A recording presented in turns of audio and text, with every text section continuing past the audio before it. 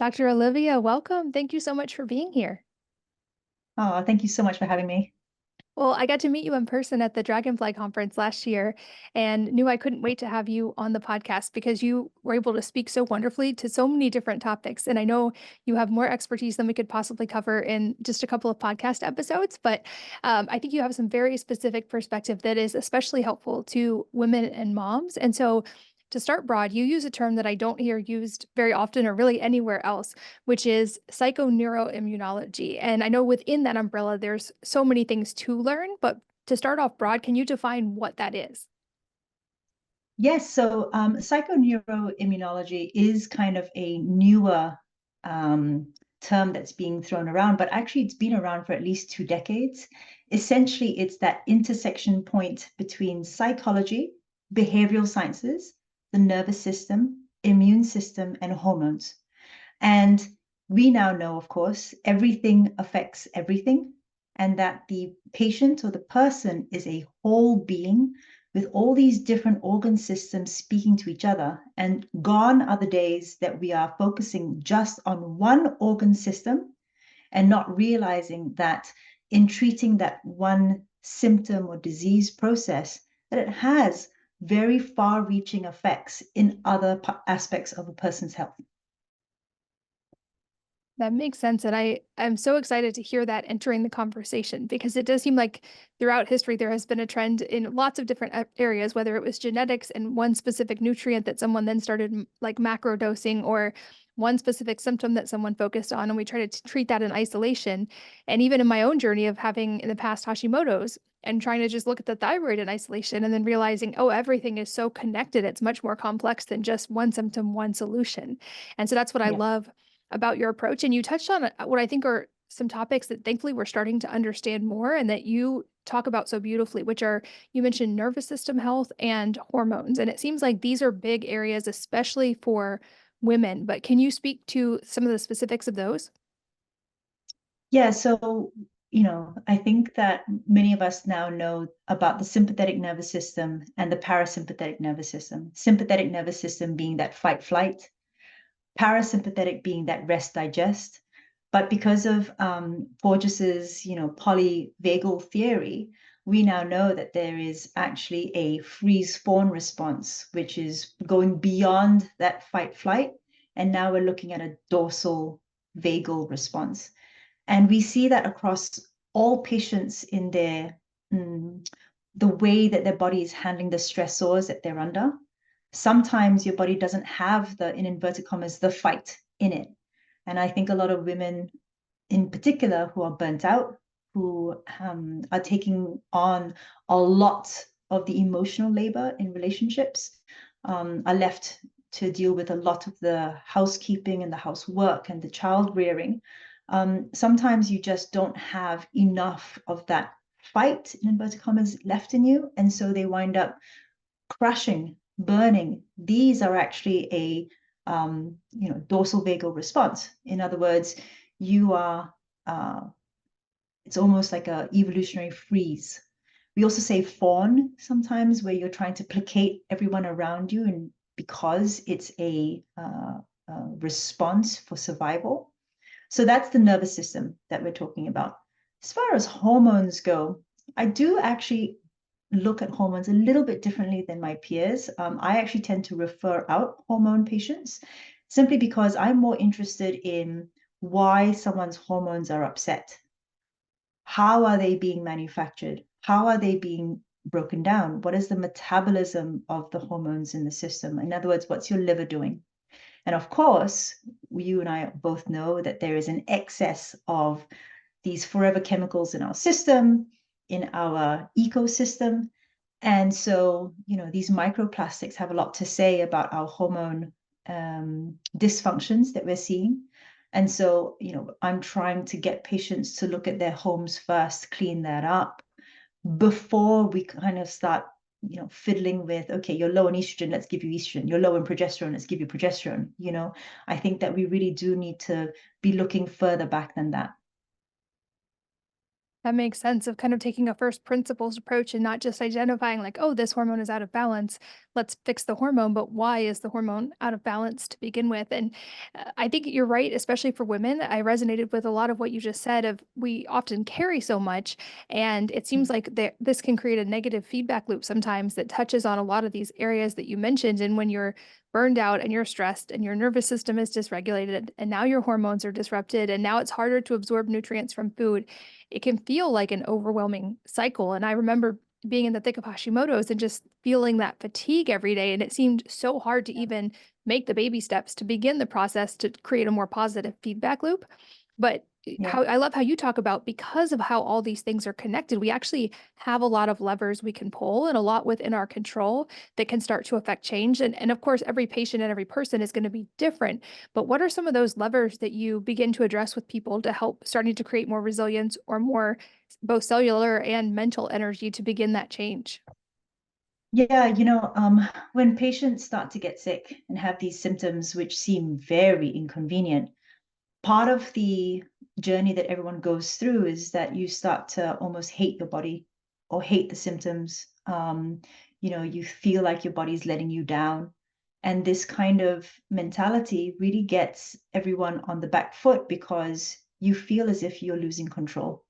So one of the things that we try to talk to our patients about is what is your body trying to tell you? And if you were to look at the symptoms as a way that your body is trying to help you, that reframing can actually be very powerful in and of itself. So Hashimoto's, for example, or fatigue is a fantastic way of realizing that partly your body is trying to get you into a cave. From an evolutionary perspective, that is the safest place for you, especially if it doesn't really know what the threats are. So I kind of conceptualize these evolutionary threats in a particular way. Um, it's the plague, famine, winter, predator, and damage to the five senses. So I'll go through these. Plague is, of course, any viral, bacterial, parasitic infection. Okay, it can be very detrimental. However, there's a lot of symbiosis that can happen as well with these infections. Winter is actually any extreme of temperature. I say winter because it sounds very, very moody. Then there's famine, and famine is a evolutionary response where if we feel that we don't know or our nervous system doesn't know where the next calorie is coming from, it can start implementing very quickly these survival mechanisms. A lot of us will know it as, fat around the midsection, for example, inability to lose weight no matter what you're doing. And that's, actually it speaks to the fact that intermittent fasting has become very popular. And we have a lot of women sort of fasting like a man, where they're doing, 16/8, for example, 16 hours of fasting, and the nervous system actually gets tripped and thinks, oh my gosh, we're in the middle of a famine, and it starts implementing these other hormonal changes. So that's predator. Oh, there we go, predator. So a predator response is where you feel that your nervous system feels that it's in danger because of the excess of cortisol and adrenaline in the system. Because from an evolutionary perspective, this is what kept us safe. If we thought that there was a saber-toothed tiger prowling, or if the neighboring village was coming to invade ours, it would be cortisol and adrenaline. Now it is the same hormones being produced if we lose our car keys. So our ancient nervous system, our ancient brain sees these hormones and thinks, oh my gosh, there must be some sort of life threat, and it will enact the exact same ancient programs. The threat to the five senses, or actually to the eight senses, but the five that we know of is sight, uh, sound, smell, taste, and touch. But the other three are also vestibular. In other words, where we are in space. Because if your body doesn't know where you are in relation to the ground, then you're not going to be able to fight or run effectively. Proprioception, where are your joints in space? Again, for the same reason, you need to be able to run or to fight if you need to. And interoception, being able to read the signals from within your body for thirst, hunger, are you too hot? Are you too cold? So that you can implement survival instincts. Okay.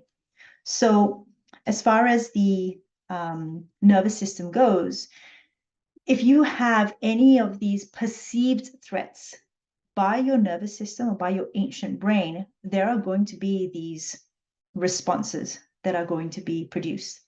Um, and so these are things that I talk to my patients about understanding what their nervous systems might be upset about. You have such a good way of explaining things and categorize those in ways. And as you were explaining, I was thinking the modern world does not set up our nervous system for success in most of those areas that you talked about. Because, like the often quoted, we're not being chased by the tiger. But from our nervous system's perspective, whether it's the news or social media or losing our keys or whatever it is, our nervous system might think that we are. Or the famine one. I'm so glad you touched on that because even though we have, in most cases, access to food in today's world, I've often said, we don't have access to the nutrient density within food that we Yes. used to. So even if we're getting enough calories, our nervous system and our bodies and our cells might still be screaming for something. Or as a personal example, I know I underate for so long trying to lose weight because of my thyroid issues that I had been just consistently signaling to my body, like, this is a dire situation, preserve Yes. everything at all costs. Um, Mm-hmm. and I also love that you touched on reframing symptoms as your body letting you down, because I think that simple mindset shift alone can be pivotal in how you think about solutions and think about ways that your body can heal itself through what it already knows how to do, because your body's not attacking you. It's always on your side. So, what is Yeah. it trying to tell you? And as you explained all of these potential threats, especially in the modern world, it made me curious, are there any general areas where we can create more nervous system safety or signal more safety to our bodies in a way to start reducing that perceived stress that we're encountering all the time? Yeah. So if you, as we were talking, if you reframe the symptoms that you're seeing, then you're able to speak to your brain in a way, in a language it understands. Safety signaling is one of those things. So actually, I'd like to talk about the food. You were talking about having all these either fasting or decreasing calories, but the food is not necessarily as nutrient dense as it could be, which unfortunately is a plight of our modern agriculture. There is something called a food matrix. And a food matrix is a line of study that's been undertaken by food scientists now for at least a good decade. It hasn't quite made its way into clinical practice yet. And it is the study of the fact that individual reductionist nutrients in food taken in isolation outside of the full complement in a whole food actually doesn't have quite the impact that we think it should. The first sort of research that I remember about this is lycopene, which is a polyphenol that's found in tomatoes. They found that you would actually get more antioxidant effects from lycopene in a whole food, i.e., in this case, it was tomato paste, as you would if you just had a supplement of lycopene, even though there was more lycopene in the supplement. And part of this, as you were saying about that nutrient density, signals to your body a lot of information about the environment. It tells your body about what season it is, about what's in the soil. And if the food that you're constantly eating has got low nutrients, the body feels that even though you're putting things in your mouth and you're getting the calories, that there must be something wrong with the environment that you're in, i.e., are we on the brink of famine? The food matrix also talks about the fact that, in a whole food, there is this synergism to the different nutrients, to the different vitamins, which we've lost. We've lost that ability to read our food, and we've lost that appreciation for how important this complex is, because of this reductionist approach that we've had to nutrients, and therefore over supplementing our patients, I feel, or over supplementing ourselves. We see things as piecemeal, we see things in isolation, and to a certain extent, that's kind of reflective of our society. We can't function individually. We really do have to start leaning into that community spirit again, into that village mentality, because the first people to suffer from the fact that we close ourselves off from our neighbors, built high fences, and don't have an open door policy, basically, is the women. The women suffer first, and then of course our children, because we're missing that community. And it's not just having a hand with food or childcare. There's a lot more to it that's a bit nuanced, that goes into deeper roots of emotionality and spiritualism. But anyway, I digress. The other safety signaling that we can do with our bodies is to make sure that we are trying as much as possible to be in step with evolutionary function, with our circadian rhythms and circadian biology, i.e., that we are living with the sun, so that we are up, as soon as or around sunrise, that we are out in early morning sun, because that's UVA, that's good for collagen, that's good for anti-aging, but that also forms part of what's known as photoprevention. Photoprevention is where the receptors in your skin feel early morning rays and then starts to a cycle or a chain of events that's going to allow it to handle mid-morning sun better than if you didn't have photoprevention. In other words, if you didn't see early morning sun and then you just went out in mid-morning sun, you are more likely to burn than if you saw early morning sun first. Being out in nature, of course, we all know about forest bathing and all that, but the benefits of grounding, of having your bare feet, bare body on the earth's surface for electrons to flood your body and to get your mitochondria going, all these things seem trivial in and of itself, but actually, as a layer caking effect, really does speak to your nervous system about safety. The fact that you are out in the wild, wide open spaces, tells your nervous system that you are not afraid of being seen by a predator from a nearby hill, because you are apex. Those are sort of the safety signals we talk to patients about. Yeah, I remember you speaking about that on our panel, and even just adopting a posture of, I think, like kind of confidence as you explained it, or just having good posture, standing on the ground and seeing natural light. Mm-hmm. I think often we Mm-hmm. underestimate the simple things because of their simplicity, but over Yes. time, especially, those can be the most profound things because, like you said, we're meant to live in alignment with nature, and we're really good in the modern world at giving our body cues that we are not in nature at all anymore.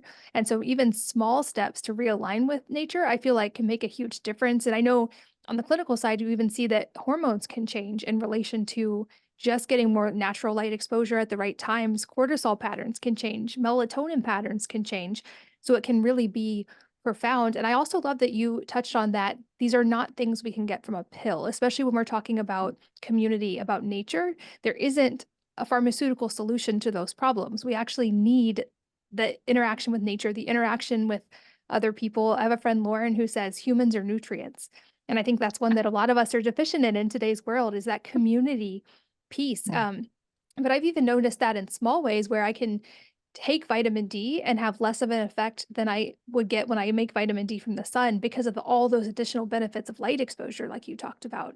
It Yeah. seems like the liver is also a recurring thing that comes up when it comes to health, of course, but nervous system regulation, inflammation, it seems connected to a lot. And at least from Mm-hmm. what I've read, our livers are kind of under assault in the modern world as well, with a lot of the things you mentioned, household exposure to toxins as well. Are there ways we Mm-hmm. can support our liver to help keep the body functioning optimally? Yeah. It's, I know this sounds like so obvious, but nobody seems to be drinking enough water.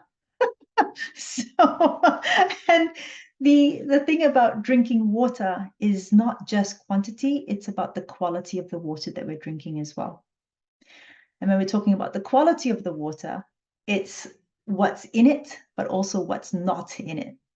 So we have, I do some work with ME, CFS patients, chronic fatigue syndrome patients, and a lot of them will complain about drinking lots of water, but never feeling satisfied. And this is because the water that we have now coming out of taps in this, in the kitchen, it has been filtered. Then there's fluoride and chloride that have been added to it. The water is dead. There is nothing in it basically apart from H2O and a few chemicals. Chemicals which for patients of ours who've got thyroid issues, they have to be very careful about as well. You know, iodine is very important for thyroid health. Iodine is a halide. It is in the same column as fluoride, chloride, and bromide in the periodic table, and there can be a little bit of displacement by these other molecules. Anyway, so you have this water that's coming out that's dead, and it's nothing like what we would be getting from wells, streams, brooks. And that water is, and anybody who's ever drunk from water in natural sources will tell you the water is alive. Now, we can, of course, talk about water having memory and about fourth phase of water, you know, Pollock's work and all that. But actually, let's just take it really simply. The water that we drink has 0 minerals, basically. And not only has our water got no minerals, but the minerals in our soils, according to the government, has got, you know, anywhere between 10% less to 53% less minerals than it did, 20 years ago. So where are we getting our minerals from? We only need trace amounts. We need small amounts, but the thing is, we need those small amounts. And when we take water from natural sources, it's actually the rocks that are leaching little bits of minerals, you know, tonically into the water. We don't have that anymore. So I think it is time to start looking at water for our liver health, making sure that we're having enough, but also not only is it filtered, but we are trying as much as possible to take out the rubbish that's being put into the water, like fluoride, for example, and chloride. And that we are also making sure that we know where is the mineral content coming from. So I use a little bit of, like shilajit, for example, or other micro minerals, which I add to my water. And then there are obviously some water filters where they actually have mineral rocks in them so that they're slowly leaching those minerals into the water too. Because every cell that's floating in our body, there's an inside to the cell and the outside of the cell. Those areas have got certain ions, in other words, certain minerals, potassium, sodium, and the ratios of those determine how water moves in and out. So when we're drinking water with no minerals, it affects how we even absorb the water. So I know it's super simple, but liver health really does also depend on water health. That makes sense, and again, it's the simplicity of those things being the most profound over time. I know from getting to hear you speak on the panel that there's also a whole, side we can delve into on the mind-body side, and that there's actually a lot of science that Mhm. backs this up as well. So you guys stay tuned. We're gonna do a whole nother episode that really goes deep on that side, because I have seen in my own life how important that piece is and how I ignored it for a really long time. But for today, where can people find you to keep learning? Because I know you have so much wealth of knowledge in so many areas, and that there's going to be specific things different people are searching for that you have answers to. So where can people find you? The best place is probably my website and Instagram. So all my social media handles, Instagram, LinkedIn, and X, at Dr. Olivia Lesslar, DrOliviaLesslar. And that is my website as well, www.drolivialesslar.com. Perfect. So I'll put those links in the show notes as well. And I look forward to our next conversation. But for today, thank you so much. This has been wonderful. Thank you. And thank you for listening. I hope that you will join me again on the next episode of the Wellness Mama podcast.